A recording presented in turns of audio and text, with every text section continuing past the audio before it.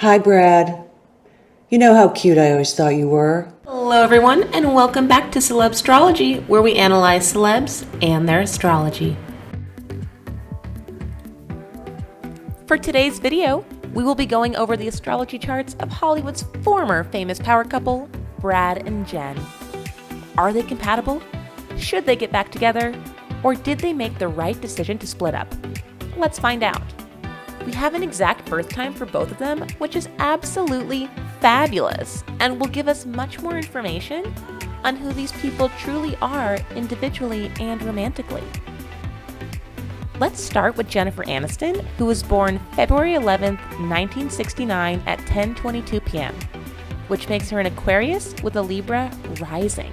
What's sexy now? I don't even want to know what I said. Plus I can't read it because I don't have my glasses on. Your rising sign is your mask in life, your outer self, or how you appear to be when someone first meets you. As a Libra rising, Jen appears incredibly likable. Libra is a charming sign concerned with kindness, fairness, and social harmony.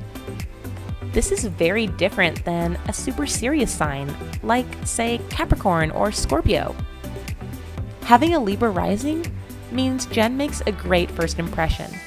Classy, cute, and unmessy. Libra likes to be put together. So now let's get to her actual birthday sun sign, Aquarius, which is another air sign, so it's in the same family as Libra. Air signs are mind over matter.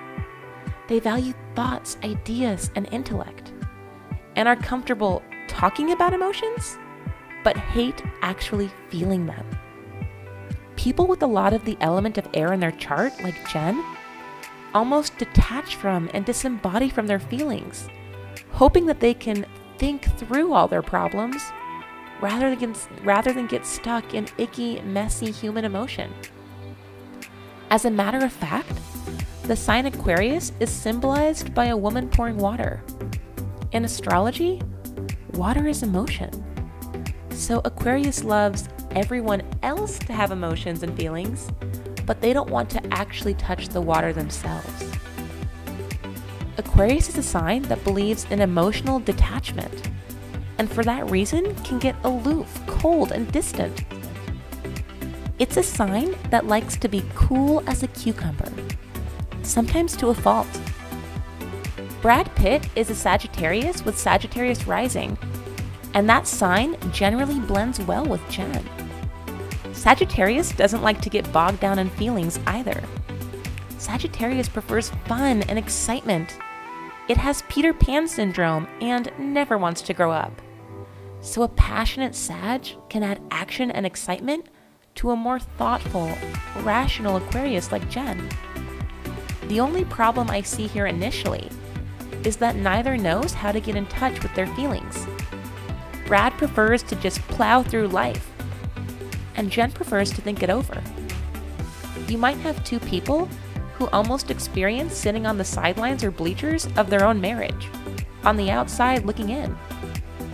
That said, maybe they liked it that way, a relationship that wasn't too heavy or mushy-gushy. Jen's moon is in Sagittarius, and your moon sign is what you need in life to feel emotionally secure and okay in the world. So Jennifer needs a thrill. She may think she is this calm, rational Libra Aquarius, but she craves and needs freedom and adventure and maybe even a bit of a bad boy. After all, Sagittarius is the sign of the perpetual bachelor or bachelorette. Jen likes a guy with a little edge. But the compatibility ends here. Brad Pitt's moon is in Capricorn, which is powerful, domineering, and its idea of fun means two things: success and control. Capricorn is the sign of the father. Brad likes to wear the pants and needs to feel like an authority figure in his life. His moon sign requires him to be the boss. This would not work well with Jennifer's freedom-loving Sagittarius moon that is not at all submissive. Neither is her Aquarius. Capricorns can actually have a hidden, tender romantic side, but only if they are playing the patriarchal role.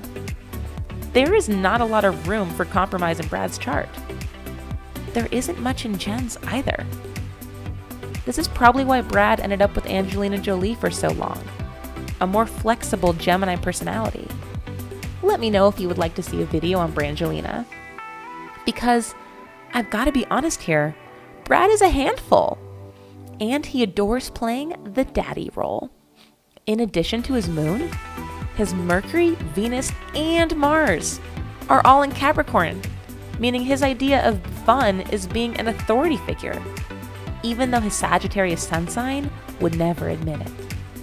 As a matter of fact, Brad would probably cringe at this assessment.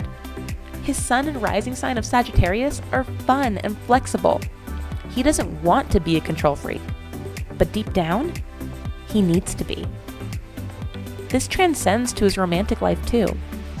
He secretly prescribes to traditional gender roles, even though again, he'd probably never admit it. He wants to be a free-thinking Sagittarius, but desperately needs to be obeyed and in charge on some level, especially in his love life. His astrology chart requires someone both fun and submissive. Jen is not submissive. Her Mercury is in Aquarius as well, making her an interesting, independent thinker. Her Venus is in Aries, meaning she gets excited about love and romance and dating and wants to take charge herself. A total clash with Brad. Her Mars, which is your general energy and sexuality, is in strong, heavy, deep, and powerful Scorpio, making her both edgy and needy in romance. This is the only water sign in her chart, meaning she secretly requires more emotional understanding than she would like to admit. And, given the rest of her chart, she probably needs someone that understands her better than she understands herself, emotionally and sensitivity-wise. That is not Brad. The strange thing is, the kind of people each of them wants to be and sees themselves as would be a great match. Smart, interesting, sexy. Brad thinks he's a fun, free spirit. Jen thinks she's a quirky free thinker. But Brad really is incredibly dominant, and Jen has locked up inaccessible feelings that require someone extremely tuned in that can satisfy her sensitivities while still being inspiring, upbeat, and light. Brad needs someone who will appreciate him being in control rather than an independent personality like Jen. Finally, I always like to talk about zodiac ages here on this channel. Every astrology sign is aged, with Aries being the youngest souls and Pisces being the oldest. Both Brad and Jen's astrology compositions are quite old, meaning they are mature, critical, big picture thinkers, capable of taking in a lot of information. This gives them both tremendous vision, and it's like they can see life at a 360-degree view. But the only problem with having these older, later signs in your chart is that you're not very rooted in reality, and you may get so carried away and inspired by the vision that you ignore all the details. I've never been like a ambitious, calculated, like I have a whole plan and I have to get to here. Neither of these two care much for logistics. They probably saw each other and got swept away by the fairy tale before mastering the basics of building a life together. And this just goes to show you that even though two people have compatible sun signs, Jen being an Aquarius and Brad Pitt being a Sagittarius, you need to take into consideration someone's full astrology chart to get an accurate assessment. What do you think of my assessment? Do you agree? Do you think Brad can find someone who likes that he is both wild and conservative? Do you think Jen can find someone that is caring yet interesting? And, most importantly, do you think they should try getting back together? Or did they make the right decision by splitting up? How you doing, boss? Looking great. Good to see you happy, man. Right. Your movie's been delayed, right? Walked right into that. Man, I gotta ask you. Everyone wants to know. Are you and Jen getting back? Oh my God. All right, have a good one. You too, man. Thank you so much for your time. You're looking great, dude. Let me know in the comments. Thank you so much for watching, and please like and comment and subscribe if you want to see more videos like this.